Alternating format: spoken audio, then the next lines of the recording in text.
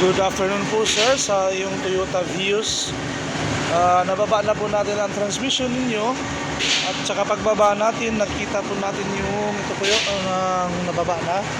Tapos may nakita kaming ang yung oil seal po ay kailangan natin palitan kasi may tagas na po siya.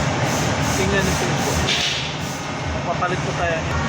Ngayon po pupuntahan natin yung transmission nyo sa loob na nabak.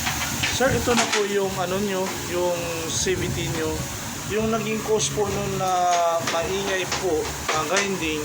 Ito po, ito may ano na siya, pero paano yung main bearing ay nagapan po. Pero yung dito po talaga sa bearing na to, kita nyo po, ang laki na ng play niya. Kailangan po talaga siyang magpalit kasi kailangan tayo magpalit dito na bearing. Pero itong main bearing, okay pa naman. Ito paano kaya naagapan natin ito. Tapos yung mga lining po niya ay dapat po natin palitan. Yung nagigit niya kasi ito ay sunog po.